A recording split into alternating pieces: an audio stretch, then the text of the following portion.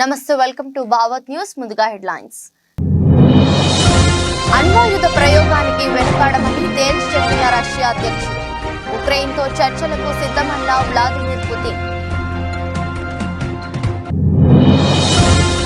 గాల్లోకి ఎగిరిన క్షణాల్లోనే పేలిన జపాన్ తొలి private rocket. ఒక్కరోజే 13% పడిపోయిన స్పేస్ వన్ కంపెనీ షేర్లు.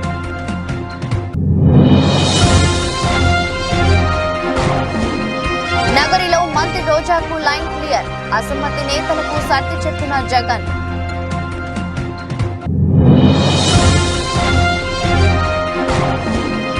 ఏపీ అసెంబ్లీ ఎన్నికల్లో కాంగ్రెస్ పోటీ చేసే స్థానాలపై షర్మిల కీలక ప్రకటన.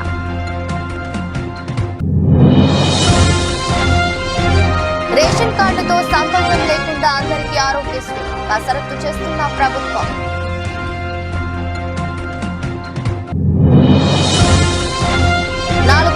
చేరిన లక్ష్మీ నరసింహస్వామి వార్షిక బ్రహ్మోత్సవాలపై ప్రత్యేక శ్రద్ధ పెట్టిన రాష్ట్ర ప్రభుత్వం. గుజరాత్ పై షెఫాలి మెరుపుల టైటిల్ ఫైట్ కు దూసుకెళ్లిన ఢిల్లీ.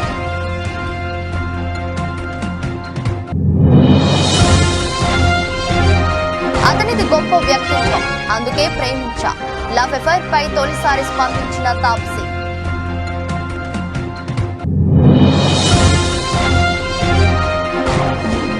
నష్టాల్లో స్టాక్ మార్కెట్ సూచీలు 22,000 దిగువకు నిఫ్టీ. తమ రాజ్యాధికారం, సార్వభౌమత్యం, స్వాతంత్ర్యానికి ముప్పు వాటిల్లితే అణ్వాయుధాలు వాడేందుకు వెనకాడబోమని రష్యా అధ్యక్షుడు వ్లాదిమిర్ పుతిన్ హెచ్చరించారు. అణు వివాదాన్ని సృష్టించే చర్యలకు అమెరికా దూరంగా ఉంటుందని ఆశిస్తున్నట్టు పేర్కొన్నారు. రష్యాలో అధ్యక్ష ఎన్నికలు జరగనున్న వేళ పశ్చిమ దేశాలకు పుతిన్ తీవ్ర హెచ్చరికలు జారీ చేశారు. టెలివిజన్ ఛానల్ కు ఇచ్చిన ఇంటర్వ్యూలో పుతిన్ ఈ వ్యాఖ్యలు చేశారు.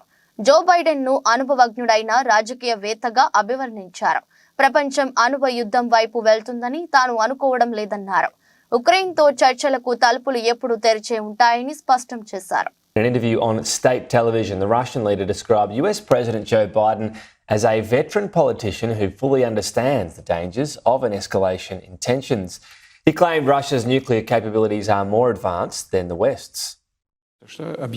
The United States announced that they were not going to send troops. We know what American troops are on the Russian territory. These are invaders. This is how we will treat it, even if they appear on the territory of Ukraine and they understand this. I said that Biden is a representative of the traditional political school, and this is proved. But besides Biden, there are plenty of other specialists in the field of Russian-American relations and in the field of strategic deterrence. Therefore, I don't think that everything is rushing so head-on here, but we are ready for this. వాణిజ్యపరంగా అంతరిక్ష ప్రయోగాల రంగంలోకి ప్రవేశించాలన్న Japan ప్రయత్నాలకు ఆదిలోనే చుక్కు ఎదురైంది. బుధవారం ఉదయం కుషిమేటో పట్టణంలోని లాంచ్ సెంటర్ నుంచి నింగిలోకి బయలుదేరిన దేశంలో తొలి ప్రైవేట్ రాకెట్ కైరోస్ లాంచ్ అయిన కొద్ది సెకండ్లలోనే పేలిపోయింది. ఈ రాకెట్ నింగిలోకి ఎగిరితే జపాన్ చరిత్రలోనే తొలి ప్రైవేట్ రాకెట్ నింగిలోకి ఎగిరిన రికార్డు క్రియేట్ అయ్యేది. ఈ రాకెట్ ను స్పేస్ వన్ అనే స్టార్టప్ కంపెనీ తయారు చేసింది. 59 అడుగుల పొడవైన కైరోస్ రాకెట్ ఘన ఇంధనంతో పనిచేస్తుంది.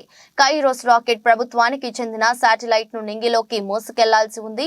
రాకెట్ పేలిపోవడంతో భారీగా మంటలు ఎగిసిపడ్డాయి. శిథిలాలు సమీపంలోని పర్వతాలు సముద్రం మీద చెల్లా చెదురుగా పడ్డాయి. ఈ రాకెట్ మార్చి 9వ తేదీనే లాంచ్ కావాల్సి ఉండగా పలు కారణాల వల్ల లాంచింగ్ వాయిదా పడింది. రాకెట్ పేలిపోవడంతో స్పేస్ వన్ కంపెనీ షేర్లు జపాన్ స్టాక్ మార్కెట్లో ఒక్కరోజే 13% పడిపోయాయి.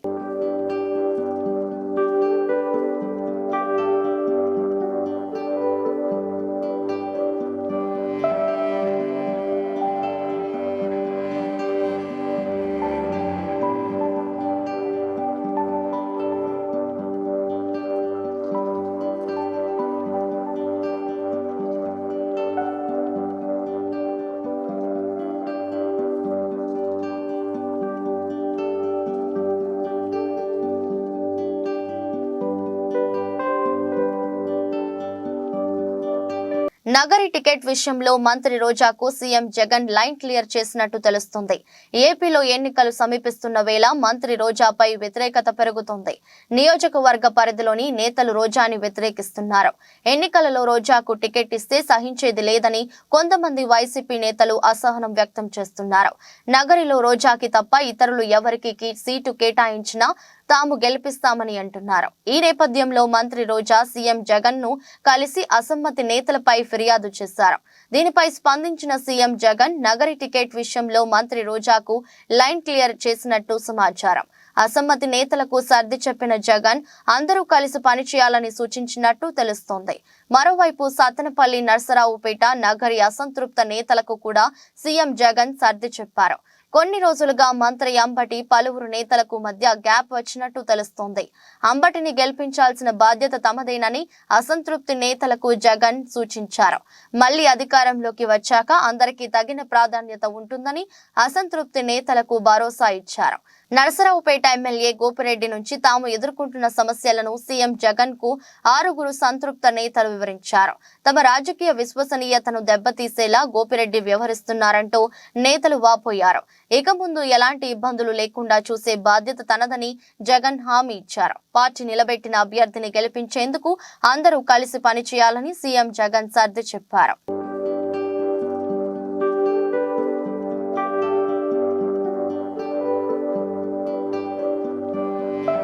ఏపీలో 175 అసెంబ్లీ స్థానాల్లో కాంగ్రెస్ పార్టీ పోటీ చేస్తుందని ఆ పార్టీ రాష్ట్ర అధ్యక్షురాలు వైఎస్ షర్మిల చెప్పారు. కాంగ్రెస్ ఏపీలో ఉందనడానికి 1500 అప్లికేషన్లు రావడం నిదర్శనమన్నారు. అభ్యర్థుల ఎంపిక పారదర్శకంగా జరుగుతుందని షర్మిల తెలిపారు. బీజేపీ ఇతర పార్టీలు అభ్యర్థుల ఎంపిక ఈ విధంగా జరగదన్నారు. బీజేపీ ఇతర రీజనల్ పార్టీలు నియంతలా తయారవుతున్నాయని షర్మిల చెప్పారు. అసెంబ్లీ, లోక్సభ స్థానాల్లో పోటీకి అప్లికేషన్ పెట్టుకున్న అభ్యర్థుల మీద చర్చ జరిగింది. గత ఎన్నికల్లో కాంగ్రెస్ కు 1% మాత్రమే ఓట్లు వచ్చాయి. అసెంబ్లీ, లోక్సభ సీట్లలో గట్టి పోటీ ఇవ్వగలము. ఎన్నికల్లో కాంగ్రెస్ పార్టీ నాయకులు మొత్తం సైనికులుగా పనిచేయాలి. పార్టీ ఆదేశిస్తే ఎవరైనా ఎక్కడి నుంచైనా పోటీ చేయాల్సిందే. సిపిఎం, సిపిఐ పార్టీలతో చర్చలు జరుపుతున్నాం. అందరినీ కలుపుకొని ముందుకు వెళ్తాం. కాంగ్రెస్ పార్టీ మొదటి నుంచి ప్రత్యేక హోదా, విభజన హామీల కోసం పోరాటం చేస్తుంది. గతంలో ప్రత్యేక హోదా మీద మాట్లాడిన సీఎం జగన్ ఇప్పుడు ఎందుకు మాట్లాడటం లేదు? ప్రత్యేక హోదాపై జగన్ సమాధానం చెప్పాలి. ప్రత్యేక హోదా, పోలవరం, రాజధాని అంశాలపై కాంగ్రెస్ పార్టీ బలంగా నిలబడుతుంది అని షర్మిల అన్నారు. రాష్ట్ర ప్రజలు ఎలా చూస్తున్నారు, మీరు ఎలా చూస్తున్నారు, ఇది ఏం పద్ధతి అని ఎవరికి అనిపించటం లేదా? అసలు గమనించాల్సిన పాయింట్ ఏమిటంటే మన రాష్ట్రంలో ప్రత్యేక హోదా గురించి ఊసే లేకుండా చేశారు తెలుగుదేశం పార్టీ, వైసీపీ పార్టీలు కలిసి. ప్రత్యేక హోదా మనకు ఊపిరి. ప్రత్యేక హోదా లేకపోతే మనం బాగుపడలేం, మనకు భవిష్యత్తు లేదు. 10 సంవత్సరాలుగా అది నిరూపణ అయ్యింది. అయినా కూడా ఈ 10 సంవత్సరాలలో ఎమ్మెల్యేలు, ఎంపీలు ఇంతమంది అధికారంలో ఉండి కూడా అసలు ఊసే లేకుండా చేశారు. అసలు ఆ మాటే లేకుండా చేశారు. ప్రత్యేక హోదా అన్న అంశమే లేకుండా చేస్తున్నారు కదా. ఈరోజు మేము కాంగ్రెస్ పార్టీగా వచ్చి మేము కొట్లాడుతున్నాం తప్ప ప్రత్యేక హోదా గురించి తెలుగుదేశం పార్టీ గాని, చంద్రబాబు గారు గాని, వైసీపీ జగన్మోహన్ రెడ్డి గారు గాని ఒక్క నిజమైన ఉద్యమమైనా చేశారా అధికారంలో ఉండి, ముఖ్యమంత్రులుగా ఉండి అని అడుగుతున్నాం. ఈరోజు ప్రత్యేక హోదా మనకు బీజేపీ పార్టీ ఇవ్వలేదు. పోలవరం ప్రాజెక్టు ఇవ్వలేదు. మనకు రాజధాని ఇవ్వలేదు. ఒక్క హామీ కూడా నెరవేరకపోతే మరి చంద్రబాబు గారు బీజేపీ పార్టీతో ఎందుకు పొత్తు పెట్టుకుంటున్నారో సమాధానం చెప్పాలి. ఏం చేసింది బీజేపీ పార్టీ అని పొత్తు పెట్టుకుంటున్నారు? బీజేపీ పార్టీ ఇంత మోసం చేస్తే, ఇంత వెన్నుపోటు పొడిస్తే చంద్రబాబు గారు అంతగా తిట్టి, అంతగా దూషించి మళ్ళీ ఈ రోజు రాష్ట్రం కోసమని నేను పొత్తు పెట్టుకుంటున్నానని చెప్తున్నాడంటే ఇంకా ఏమనాలి మనిషిని? ఈ పెద్ద మనిషి ఊసరి వాళ్ళ కంటే ఎక్కువ రంగులు మారుస్తున్నారు కదా. ఫస్ట్ ఏమో ప్రత్యేక హోదా కోసం పొత్తు పెట్టుకుంటున్నానని చెప్పాడు. ఎన్నికలు గెలిచారు. వాళ్ళ కేబినెట్ లో అధికారం కూడా అనుభవించారు. ఆ తర్వాత లేదు అని తిట్టి మరీ బయటకు వచ్చారు. మళ్ళీ ఇప్పుడు మళ్ళీ మెచ్చుకొని మేము గౌరవిస్తున్నామని చెప్పి మళ్ళీ చేరుతున్నారు. దేనికంటే మీకు గౌరవం? పవన్ కళ్యాణ్ గారిని కూడా అడుగుతున్నాను. మోడీ అంటే అపారమైన గౌరవం అన్నారు. దేనికి మీకు అపారమైన గౌరవం? మనకు పోలవరం ఇచ్చినందుకు మీకు అపారమైన గౌరవమా? మన రాజధాని ఇచ్చినందుకు మీకు అపారమైన గౌరవమా? స్పెషల్ చేసి ఇచ్చినందుకు మీకు అపారమైన గౌరవమా? ప్రజలకు సమాధానం చెప్పాల్సిన అవసరం ఉంది. రాష్ట్రంలో ఆరోగ్యశ్రీని ప్రత్యేక పథకంగా అమలు చేయాలని ప్రభుత్వం భావిస్తుంది. రేషన్ కార్డు ఆర్థిక స్థితితో సంబంధం లేకుండా ప్రజలందరికీ వర్తించేలా ఈ పథకాన్ని విస్తరించాలని నిర్ణయించింది. ఈ నిర్ణయానికి అనుగుణంగా లబ్ధిదారులకు రాజీవ్ ఆరోగ్యశ్రీ పేరుతో కొత్త కార్డులు ఇవ్వాలని యోచిస్తోన్నది. ఈ నేపథ్యంలో లబ్ధిదారుల గుర్తింపు, ఇతర మార్గదర్శకాలపై అధికారులు కసరత్తు చేస్తున్నారు. ప్రైవేట్ ఇన్సూరెన్స్ కంపెనీల తరహాలో ప్రతి కుటుంబాన్ని ఒక యూనిట్ గా తీసుకుని ప్రత్యేక నంబర్ కేటాయించి కార్డులు ఇవ్వాలని నిర్ణయించినట్టు సమాచారం. రాష్ట్ర వ్యాప్తంగా అందరికీ డిజిటల్ హెల్త్ ప్రొఫైల్ రూపొందిస్తామని ఇప్పటికే ప్రకటించిన ప్రభుత్వం ఈ వివరాలను ఆరోగ్యశ్రీ కార్డులతో అనుసంధానం చేయనున్నది. 2-3 నెలల్లో ఈ ప్రక్రియ ప్రారంభమయ్యే అవకాశం ఉన్నది. ప్రస్తుతం రాష్ట్రంలో 90 లక్షలకు పైగా తెల్ల రేషన్ కార్డులు ఉన్నాయి. మిగతా వారిలో ప్రభుత్వ ఉద్యోగులు వంటి వారు ఉన్నారు. వారికి కూడా ప్రభుత్వం ప్రత్యేకంగా హెల్త్ స్కీమ్ ను అమలు చేయాల్సి వస్తుంది. దీంతో 90% పైగా జనాభాకు ప్రభుత్వ హెల్త్ స్కీమ్ వర్తిస్తుందని వైద్య శాఖ చెబుతుంది. మిగతా వారిని కవర్ చేసి రేషన్ కార్డుతో లింక్ తీసేస్తే కార్డుల సంఖ్య తగ్గుతుందని భావిస్తున్నట్టు సమాచారం. ఇలా చేస్తే ప్రభుత్వంపై ఏటా దాదాపు 450 కోట్ల మేరకు అదనపు భారం పడుతుందని అంచనా.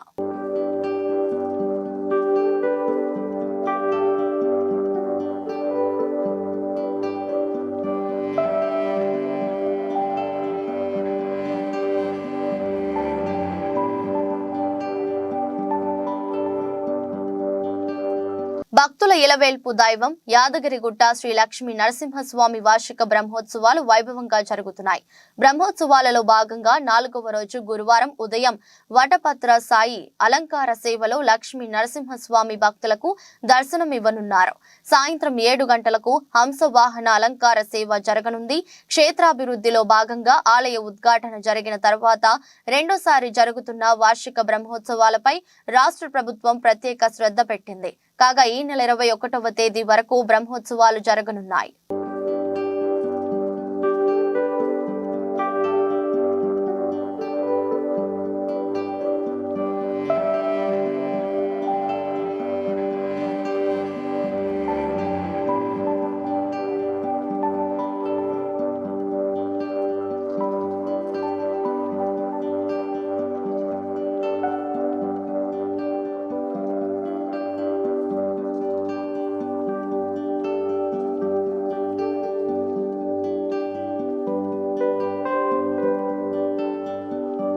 ములుగు నియోజకవర్గంలోని పెద్దాపూర్, గుర్రంపేట, బౌసింగ్పల్లి, సుబ్బక్కపల్లి గ్రామాల్లో 2,34 లక్షలతో చేపట్టిన పలు అభివృద్ధి కార్యక్రమాలను కొబ్బరికాయ కొట్టి ప్రారంభించిన రాష్ట్ర పంచాయతీరాజ్ గ్రామీణాభివృద్ధి స్త్రీ శిశు సంక్షేమ శాఖ మంత్రి వర్యులు డాక్టర్ దనసరి అనసూయ సీతక్క.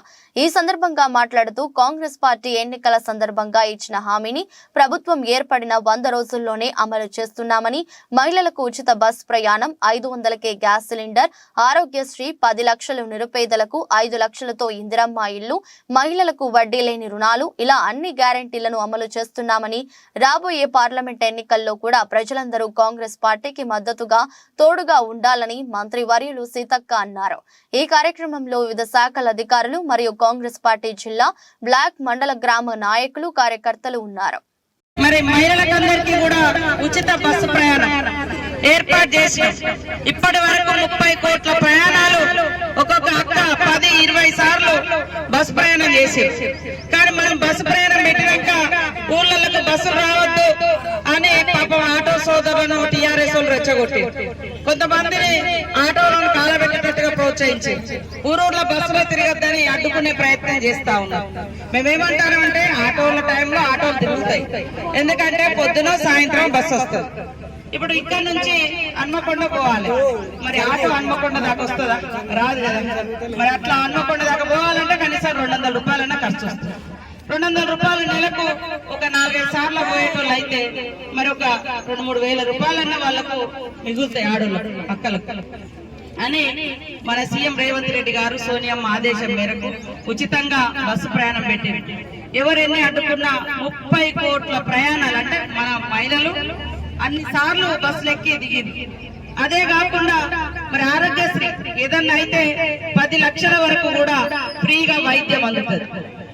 మరి దానితో పాటు మేము ఇక్కడే ఉండి 200 యూనిట్ల కరెంటు ఫ్రీగా ఇస్తామని చెప్పినాం ఆ రోజు ఎన్నికల కంటే ముందు. కాంగ్రెస్ వాళ్ళు ఇచ్చేది అవుతుందా కాదు అని అన్నారు. కానీ 200 యూనిట్ల కరెంటు మరి రేపటి నుంచి వచ్చేటువంటి బిల్లు మీకు కరెంటు బిల్లు ఉండదు. అంతకుముందు చూస్తే నాకు చాలా సార్లు వచ్చిన ఫోన్ ఎస్సీ కాలనీ కట్ అయింది, ఎస్టీ కాలనీ కట్ అయింది, బీసీ కాలనీ కరెంటు బిల్లులు కట్టట్లేదని ఇల్లు. కానీ పేదోళ్ళు ఉండేటువంటి ఇళ్ళ కరెంటు బిల్లులు గతంలో బీఆర్ఎస్ పార్టీ ముక్కు పిండి వసూలు చేసింది. కోట్ల లెక్కమో ఫ్రీ. ఆర్మూర్ డివిజన్ కేంద్రంలో ఉన్నటువంటి మెర్తాడ్, కమ్మర్పల్లి, భీమ్గల్ మండలాల మీదుగా నేషనల్ హైవే మంజూరు అయింది.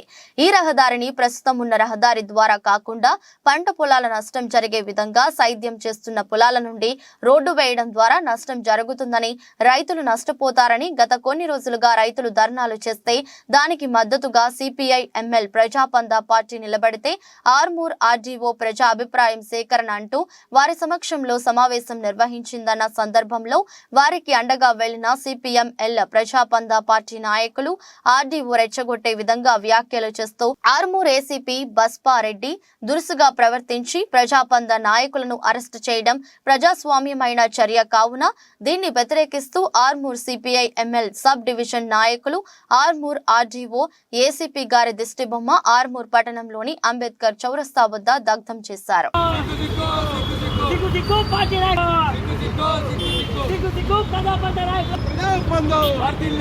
రైతుల పక్షాన మాట్లాడమే నేరమా?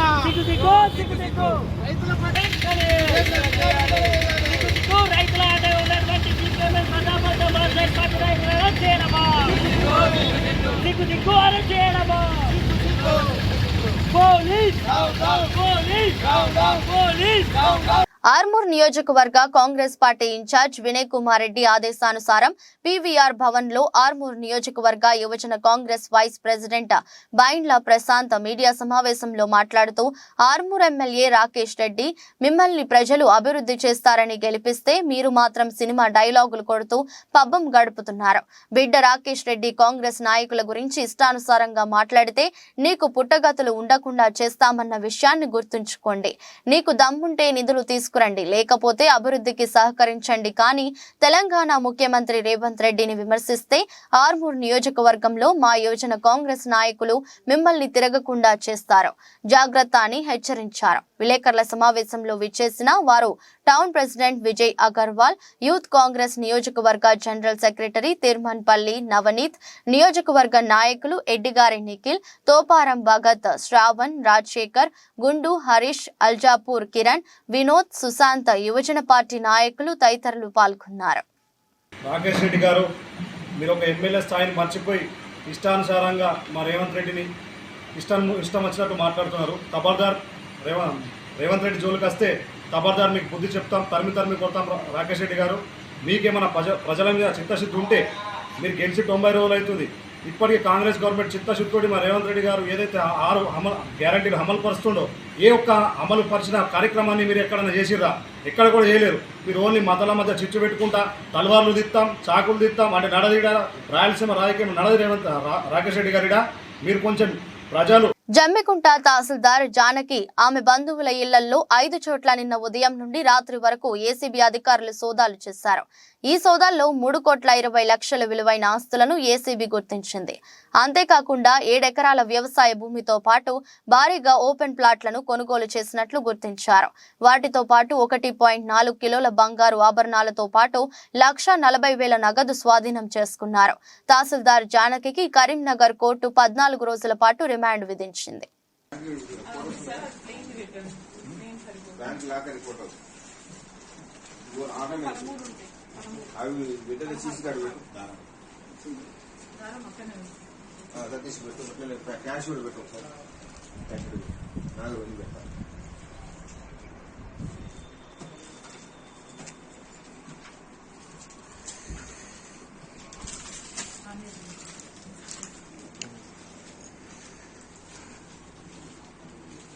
కుప్పం మున్సిపాలిటీ పరిధిలోని 1వ వార్డు సామగుట్ట పల్లిలో ఎమ్మెల్సీ భరత్ ప్రచారాన్ని ప్రారంభించారు. ఈ సందర్భంగా ఆంజనేయ స్వామి ఆలయంలో ప్రత్యేక పూజలు చేశారు.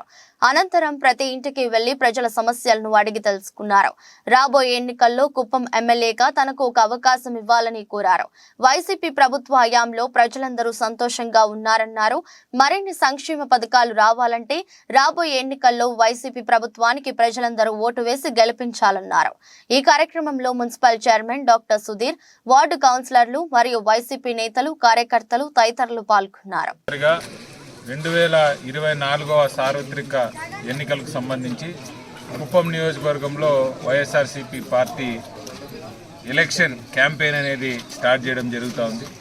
గడిచిన 4.5 సంవత్సరాలుగా జగన్మోహన్ రెడ్డి గారి నాయకత్వంలో ఎటువంటి లబ్ధి ప్రతి ఇంటికి చేరింది, ఏ రకమైనటువంటి అభివృద్ధి ప్రతి ఒక్క ప్లేస్కి చేరింది అనేది గుర్తు చేస్తూ మరొక్కసారి జగన్మోహన్ రెడ్డి గారు అధికారంలోకి రాకపోతే పేదవాడు అనేటటువంటి వాడు చాలా నష్టపోతాడు. కాబట్టి రాబోయేటటువంటి తరానికి తీవ్రమైనటువంటి అన్యాయం జరుగుతుంది. కాబట్టి వాటన్నిటినీ కూడా ప్రజలకు మరొకసారి గుర్తు చేస్తూ కరోనా సమయంలో కానీ ఆ తర్వాత ఎక్కడెక్కడైనా ప్రాబ్లమ్స్ ఉంటే ప్రతి ఒక్క ప్రాబ్లమ్ని వైఎస్ఆర్సీపీ పార్టీ కానీ వైఎస్ఆర్సీపీ పార్టీ శ్రేణులు కానీ ముందుండి ఆ ప్రాబ్లమ్స్ అన్నింటినీ కూడా క్లియర్ చేసుకుంటా ఈ 4.5 years కూడా మేము పనిచేయడం జరిగింది. వాటన్నిటిని కూడా ప్రజలకు ఒకసారి మౌలాలి డివిజన్ కార్పొరేటర్ గున్నాల సునీత శేఖర్ యాదవ్ ఆధ్వర్యంలో కాలనీ సంఘాల ఆత్మీయ సమ్మేళనం నిర్వహించారు. ఈ సమావేశానికి మల్కాజ్గిరి పార్లమెంట్ అభ్యర్థి ఈటెల రాజేందర్ ముఖ్య అతిథిగా విచ్చేసి ప్రారంభించారు. అనంతరం ఆయన మాట్లాడుతూ కరోనా టైంలో అతి తక్కువ కాలంలో వ్యాక్సిన్ తయారు చేసి ఇచ్చిన ఘనత నరేంద్ర మోదీ గారిదని అన్నారు. ప్రపంచం అన్ని రంగాల్లో భారతీయ దేశం గర్వంగా అనుకుంటున్నాము అంటే నరేంద్ర మోదీ కృషి వల్లే అయిందన్నారు. 378 చేసిన ఘనత ఏకైక నాయకుడు ప్రధాని నరేంద్ర మోదీ గారిని గుర్తు చేశారు. ఈ దేశంలో 130 కోట్లు వ్యయం కట్టించిన ఘనత నరేంద్ర మోదీ గారిని ప్రజలంతా గర్వపడే విధంగా చేశారు. 3వసారి ప్రధాని కావడం ఖాయమని కొనియాడారు. ఈ కార్యక్రమంలో నాయకులు కృష్ణ యాదవ్, వికే మహేష్, బాలచందర్, సాయిబాబా, శివ, శ్రీనివాస్ యాదవ్, ప్రసన్న, రాధాబాయ్, సుజాత, అరుణ, అలివేలు తదితరులు పాల్గొన్నారు. అని చెప్పి ప్రాధేయపడితే ఆ 370 సీట్లలో మల్కాజిగిరి కూడా ఉండాలని చెప్పి నేను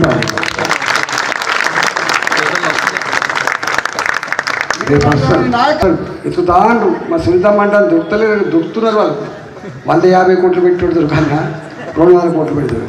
నా మీద 200 కోట్లు పెట్టుడు, 150 కోట్లు పెట్టుడు. ఇప్పటికే ఒకసారి ఎక్స్పెరిమెంట్ అయిపోయింది. మీరందరూ వచ్చింది. నా అదృష్టం ఏంటంటే 2021లో జరిగిన ఎన్నికలప్పుడు వీళ్ళందరూ నాలుగు వచ్చి పనిచేసినప్పుడు నేను ఎవరినో నా పనితనం ఏంటో మీకు తెలుసు కాబట్టి మాట్లాడు. నాకు ఎన్నడూ ఓట్లలో డబ్బులు అనేది తెలియదు. నాకు దావతులు కూడా ఇచ్చింది తెలియదు. నాకు ఎన్నడు 20 ఏళ్ళు ఏనాడు వాళ్ళు నిండు మనసుతో ఆశ్రయించి పంపించారు. వాళ్ళ కాలు మళ్ళీ పనితో పీకింత పని చేసి WPLలో ఢిల్లీ క్యాపిటల్స్ దుమ్ము రేపింది. భారీ విజయం లక్ష్యంగా బరిలోకి దిగిన ఢిల్లీ అనుకున్న ఫలితాన్ని అందుకుంది. బుధవారం పూర్తి ఏకపక్షంగా సాగిన పోరులో ఢిల్లీ 7 వికెట్ల తేడాతో గుజరాత్ జైంట్స్ పై ఘన విజయం సాధించింది. దీంతో లీగ్ ఫైనల్లోకి ప్రవేశించింది. గుజరాత్ నిర్దేశించిన 127 పరుగుల లక్ష్య ఛేదనలో ఢిల్లీ 13.1 ఓవర్లలో 129/3 స్కోరు చేసింది. ఓపెనర్ శేషావలి వర్మ బంతుల్లో 71, 7 4లు, 5 6లు, అర్ధ సెంచరీతో విజృంభించగా జమీమా రోడ్రింగ్స్ దూకుడుగా ఆడింది. తనుజా కన్వర్ 2 వికెట్లు తీసింది. అంతకుముందు ఢిల్లీ 20 ఓవర్లలో 126/9 స్వల్ప స్కోరుకే కుప్పకూలింది. కాప్, మిన్ను, మణి, సికా పాండే దాటికి గుజరాత్ వరుస విరామాల్లో వికెట్లు కోల్పోయింది. భారతి, ఫల్మాలి మినహా అందరూ ఘోరంగా విఫలమయ్యారు. శేషాలికి ప్లేయర్ ఆఫ్ ది మ్యాచ్ దక్కింది.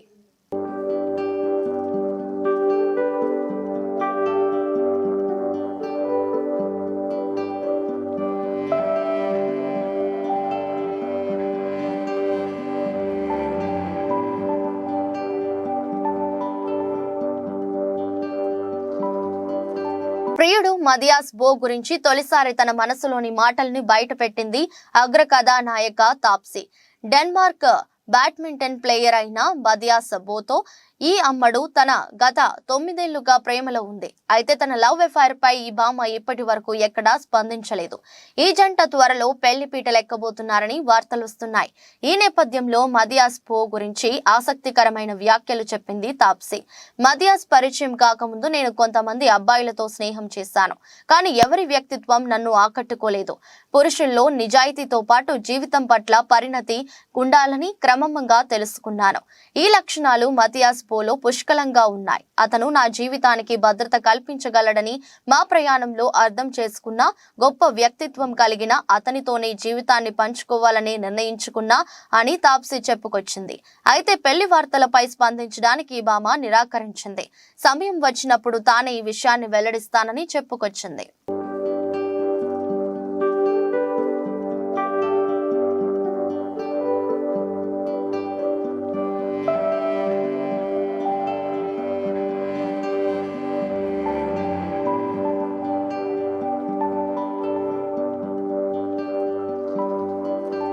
దేశీయ స్టాక్ మార్కెట్ సూచీలు గురువారం నష్టాలతో ప్రారంభమయ్యాయి. అంతర్జాతీయ మార్కెట్లలోని ప్రతికూల సంకేతాలు సూచీలపై ప్రభావం చూపుతున్నాయి. ఉదయం 9:20 సమయంలో సెన్సెక్స్ 256 పాయింట్ల నష్టంతో 72,505 వద్ద ట్రేడ్ అవుతుంది. నిఫ్టీ 40 పాయింట్ల నష్టపోయి 21,957 దగ్గర కొనసాగుతుంది. డాలర్తో పోలిస్తే రూపాయి మారకం విలువ 82.85 వద్ద ప్రారంభమైంది. సెన్సెక్స్ 30 సూచీలో Reliance, HCL Tech Mahindra, Tech Infosys, Sun Pharma, M&M, Maruti, L&T, Power Grid, TCS, Kotak Mahindra Bank షేర్లు లాభాల్లో ట్రేడ్ అవుతున్నాయి. బజాజ్ ఫినాన్స్, టాటా స్టీల్, టైటన్, ఇండస్ఇండ్ బ్యాంక్, బజాజ్ ఫిన్సర్, టెక్ మహీంద్రా, JSW స్టీల్, టాటా మోటార్స్, విప్రో, ITC షేర్లు నష్టాల్లో కొనసాగుతున్నాయి. అమెరికా మార్కెట్లు బుధవారం నష్టాలతో ముగిశాయి. నేడు ఆసియా పసిఫిక్ ప్రధాన సూచీలు మిశ్రమంగా ట్రేడ్ అవుతున్నాయి. అంతర్జాతీయ మార్కెట్లో బ్యారెల్ బ్రెంట్ చమురు ధర $80.20 వద్ద ట్రేడ్ అవుతుంది.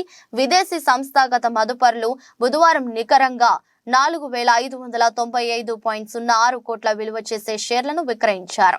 దేశీయ సంస్థాగత మదుపర్లు 9,093.72 కోట్ల స్టాక్స్ ను కొనుగోలు చేశారు.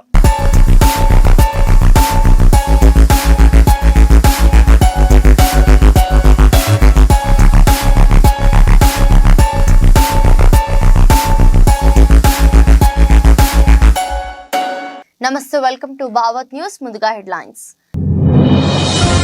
అణ్వాయుధ ప్రయోగానికి వెనుకాడమని తేల్చి చెప్పిన రష్యా అధ్యక్షుడు. ఉక్రెయిన్తో చర్చలకు సిద్ధమన్న వ్లాదిమిర్ పుతిన్.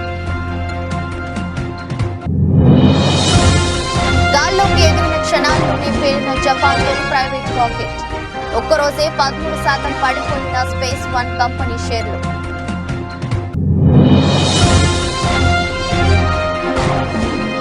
నగరిలో మంత్రి రోజాకు లైన్ క్లియర్. అసమ్మతి నేతలకు సర్ది చెప్పిన జగన్.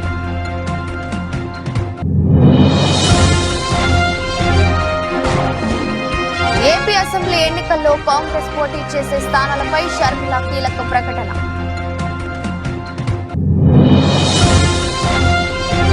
రేషన్ కార్డుతో సంబంధం లేకుండా అందరికీ ఆరోగ్యశ్రీ కసరత్తు చేస్తున్న ప్రభుత్వం.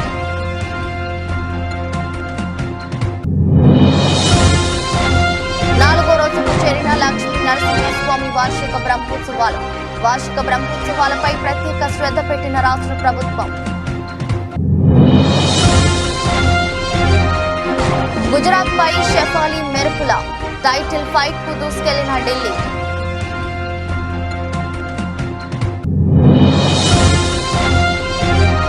అతనిది గొప్ప వ్యక్తిత్వం, అందుకే ప్రేమించా.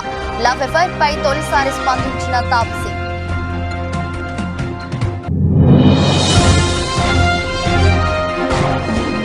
నష్టాల్లో స్టాక్ మార్కెట్ సూచీలు 22,000 దిగువకు నిఫ్టీ.